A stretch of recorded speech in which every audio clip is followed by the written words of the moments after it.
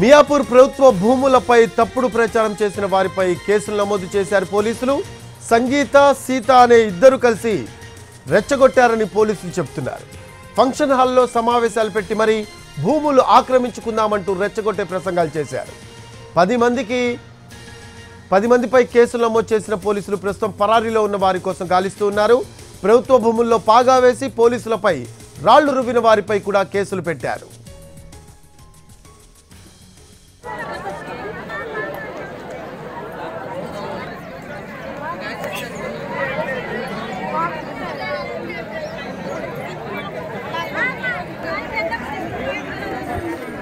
దీనికి సంబంధించిన latest updates అందించడానికి మా కరెస్పాండెంట్ రవి ఫోన్ లైన్లో అందుబాటులో ఉన్నారు.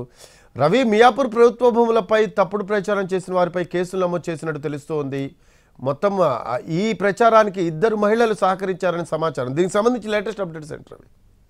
మియాపూర్ భూముల్లో ఆందోళన కొనసాగడానికి ముఖ్యమైనటువంటి కారణం ఎవరు అని చెప్పి పోలీసులు కూడా అన్వేషించారు. అందులో సంగీత, సీత, సంతోష్ అనే 3 ప్రధాన నిందితులుగా ఉన్నట్లుగా గుర్తించారు. ఈ 3 స్థానికంగా మియాపూర్ లో ఉన్నటువంటి ఫంక్షన్ హాల్స్ లో కొన్ని మీటింగ్స్ ని ఏర్పాటు చేసి లోకల్ గా ఉంటున్నటువంటి కొంతమంది పేద జనాలంతా కూడా కూడగట్టి వాళ్ళను రెచ్చగొట్టే వ్యాఖ్యలు చేసినట్లుగా కూడా పోలీసులు ఆధారాలు సేకరించారు. వాళ్ళు మీటింగ్ పెట్టుకున్నప్పుడు సంగీత గాని, సీత గాని, సంతోష్ ఇచ్చినటువంటి స్పీచ్ల వీడియోలను కూడా పోలీసులు ఇప్పటికే సేకరించారు.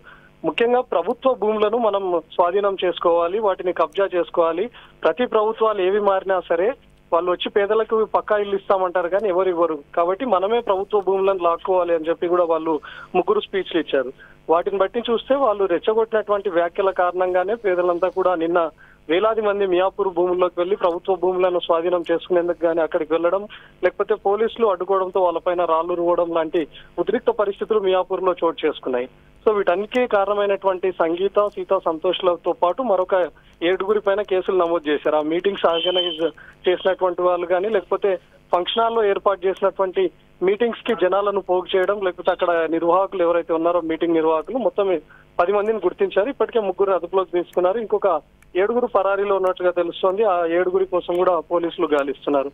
మరోవైపు నిన్న రాళ్లు రువ్వడానికి కూడా అక్కడ ఎవరు రెచ్చగొట్టారు, వాళ్ళను రాళ్లు రువ్వే విధంగా పోలీసుల పైన దాడి చేయాలి అని చెప్పి కూడా ఎవరు ప్రేరేపించారు అనేది కూడా పోలీసులు ఐడెంటిఫై చేశారు.